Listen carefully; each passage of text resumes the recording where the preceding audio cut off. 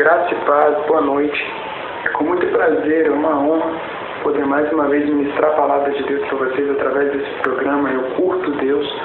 Nós estamos no 8º programa, na 8ª semana, em que toda terça-feira eu trago uma palavra da parte de Deus para a tua vida. Eu venho abençoar a tua vida através de uma simples e curta palavra. Eu quero agradecer a tua presença, você que tem acompanhado, tem curtido, tem compartilhado esse programa nas últimas 7 semanas. Eu sei que esse programa tem dado resultados, tem dado frutos e tem abençoado a vida de pessoas, que é o seu objetivo, o seu foco principal. Hoje nós vamos tratar de um tema que não é mais tão falado como era antes, mas que é um tema que Deus tem ministrado muito no meu coração e tem me chamado muito a essa realidade, que é o tema dos últimos dias, e não é um tema diferente hoje. Os dias do fim. Esse é o tema da palavra que a gente vai conversar sobre junto. Você que tem parentes que não têm Jesus ainda, você que está chegando em casa agora, está assistindo esse programa, eu espero que Deus te abençoe através dessa palavra. Compartilhe mesmo, curta, vem curtir Deus com a gente, chama teus amigos e vem ser ministrado por mais essa palavra, que eu creio que Deus vai abençoar a tua vida. Você que está com a tua Bíblia, eu peço que abra por gentileza no livro de Tiago, o apóstolo Tiago, capítulo 4, versículo 4 ao versículo 10, eu vou ler para vocês, diz o seguinte: Infiéis, não compreendeis que a amizade do mundo é inimiga de Deus? Aquele, pois, se quiser ser amigo do mundo, constitui-se inimigo de Deus. Ou supondes que em vão afirma a Escritura, é com ciúme que por nós anseia o Espírito que Ele fez habitar em nós.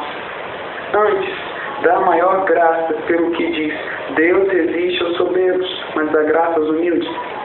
Sujeitai-vos, portanto, a Deus, mas resisti ao diabo e ele fugirá de vós. Chegai-vos a Deus e ele se chegará a vós outros.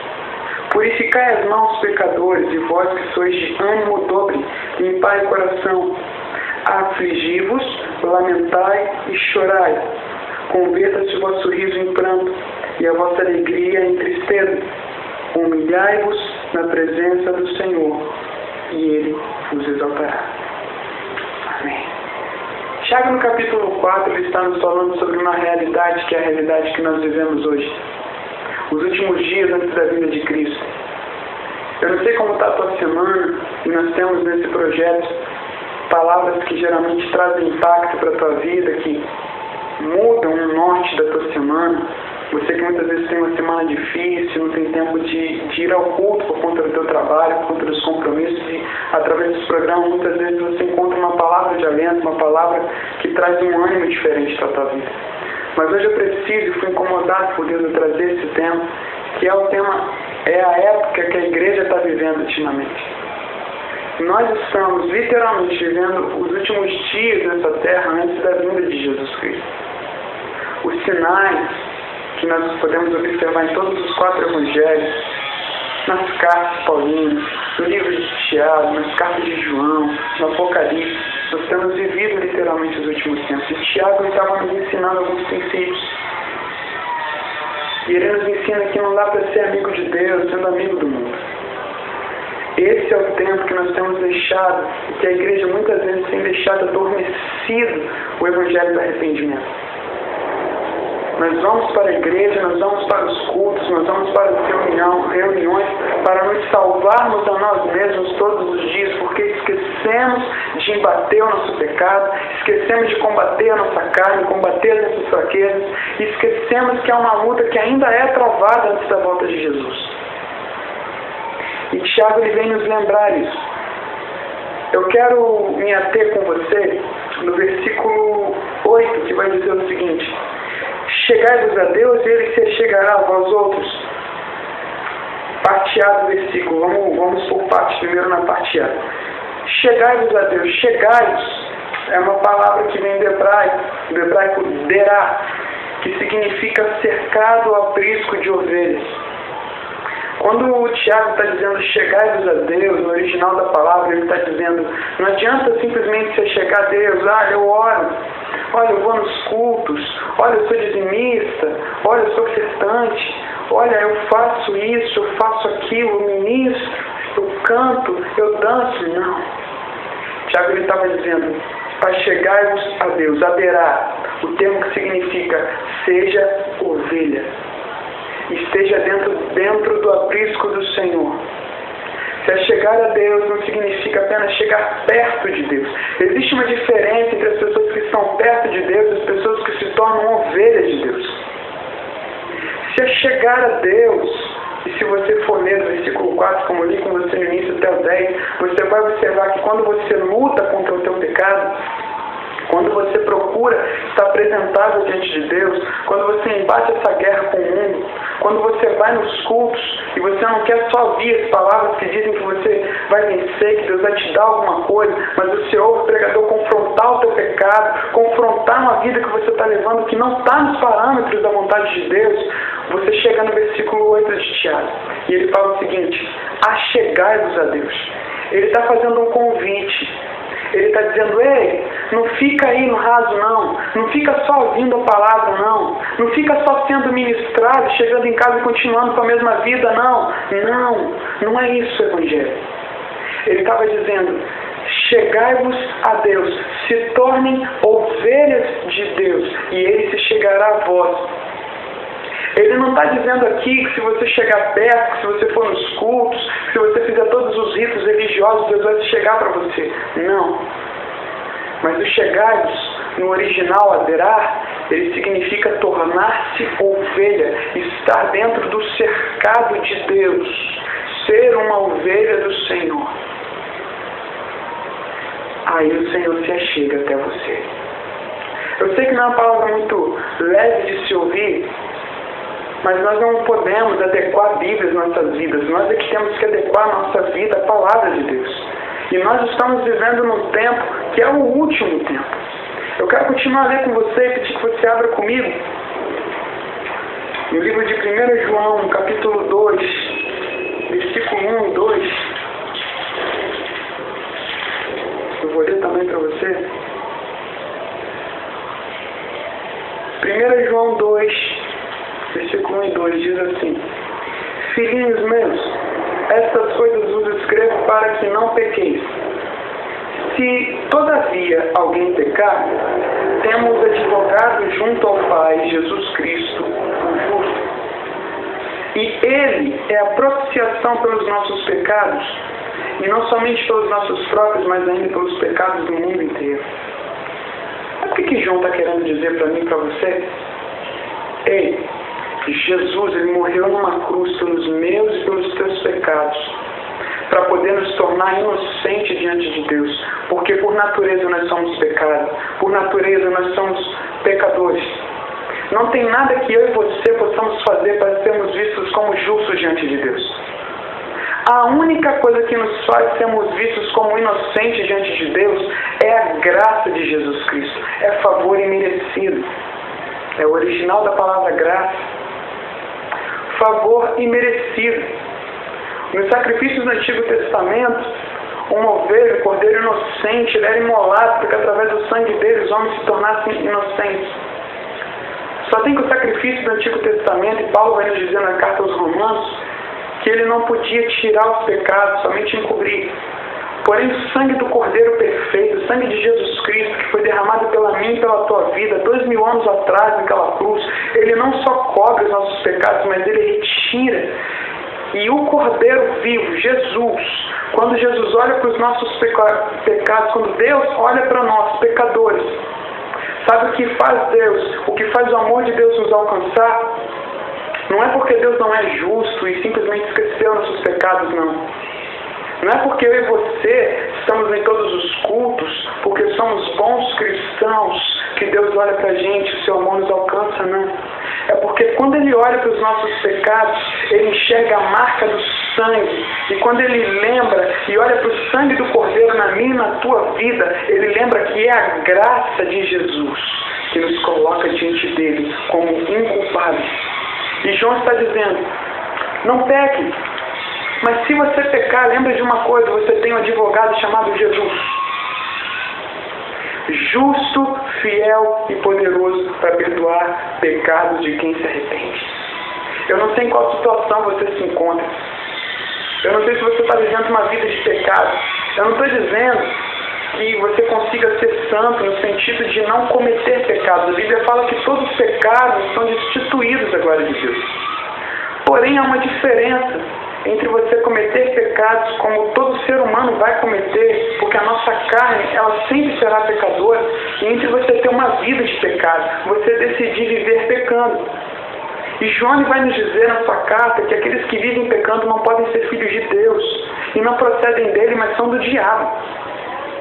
Sabe o que ele está dizendo? Se eu e você temos o amor de Deus, a nossa luta contra o pecado é através da graça de Jesus. Nós devemos buscar a graça do Cordeiro para que não vivamos uma vida de pecado. Porque a única coisa que nos afasta e tira o nosso relacionamento com o Senhor. Temos um advogado fiel e justo. Não é por mim e por você, é pela justiça de Jesus na nossa vida. Abre comigo, por gentileza, agora em 2 Pedro, no capítulo 3.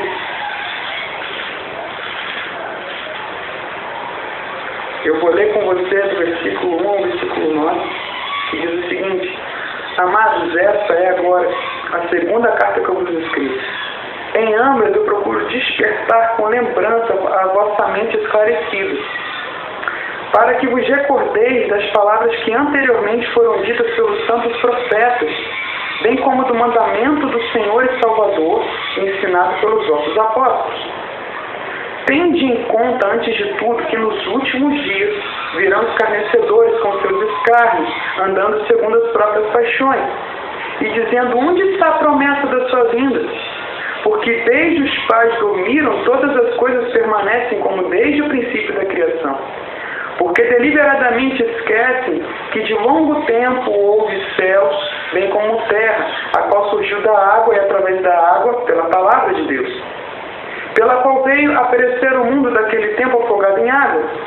Ora, os céus que agora existem sobre a terra, pela mesma palavra, têm sido entesourados para fogo, estando reservados para o dia do juízo e destruição dos homens ímpios. Há todavia uma coisa, amados, que não deveis esquecer, que para o Senhor um dia é como 1000 anos, e 1000 anos como um dia. Não retarda o Senhor a sua promessa, como alguns a julgam demorada. Pelo contrário, Ele é longânimo para convosco, não querendo que nenhum pereça, senão que todos cheguem ao arrependimento. Você consegue entender agora que Pedro estava dizendo na segunda carta dele que nós estamos vivendo esse tempo? Escarnecedores por toda a terra que já não acreditam mais que Jesus vai voltar. E quantos crentes, quem sabe você mesmo, já não acredita mais no fundo que Jesus vai voltar mesmo. E quem sabe você não acredita que Jesus vai voltar na tua geração. Ah, Natan, mas já faz 2000 anos. Já faz mais de 2000 anos. E aí quantos anos você tem? 15? 20? 30? Então não faz 2000 anos que você espera a vinda de Jesus. Só tem uma coisa, a Bíblia fala que uma hora ele vai vir. E Pedro nos dá um conselho, não se esqueçam. Um dia para Deus é como 1000 anos e 1000 anos como um dia, mas vai chegar o dia que Jesus vai voltar. E nós devemos estar guardados nessa promessa. Essa é a promessa que o Senhor fez conosco. A Bíblia fala que Ele não está demorando, e que Ele não tarda na sua promessa, mas que Ele é longânimo, querendo que ninguém se perca. Você sabe por que Jesus não voltou ainda? Porque Ele está esperando o seu arrependimento, porque Ele está te dando uma chance, uma oportunidade de se arrepender dos seus pecados, de largar suas atitudes erradas, de parar com esse monte de mazela que você tem, com esse monte de mentira, e se consertar com o Senhor e ter uma vida santa, uma vida pela graça dEle. É por isso que Ele tem demorado. A nossa demora é simplesmente a resposta de Deus, a paciência que tem tido conosco, para que possamos todos ser achados às nuvens com Ele e não nos percamos nenhum. Essa é uma palavra de confronto aos seus pecados, sim, porque precisamos ser confrontados para que possamos ter mudança na nossa vida. Para que possamos, quando Jesus voltar, não sermos achados no erro de ficar aqui, porque o Senhor não nos conheceu. Lembra que o Senhor falou sobre a graça de Jesus, sobre conhecer a Jesus? Muitos me dirão naqueles dias: Senhor, expulsamos demônios no seu nome, curamos enfermos no teu nome, fizemos muitas maravilhas no teu nome. Sabe qual é a resposta de Jesus para essas pessoas? Apartai-vos de mim, afastem-se de mim. É diferente do que Tiago falou: chegai-vos. Sabe por que Tiago está falando? Chegai-vos a Deus. Porque nesse dia, Deus vai dar uma resposta para algumas pessoas e Ele vai falar o seguinte: afastai-vos de mim, porque eu não vos conheço. Será que é essa a resposta que a gente quer ouvir do Senhor Jesus no dia? No dia que Ele vier, no dia que Ele aparecer nas nuvens, e a terra fala, a Bíblia fala que Ele vai aparecer rápido como um relâmpago de um lado ao outro da terra e vai arrebatar a sua igreja às nuvens. Nós estaremos com Ele.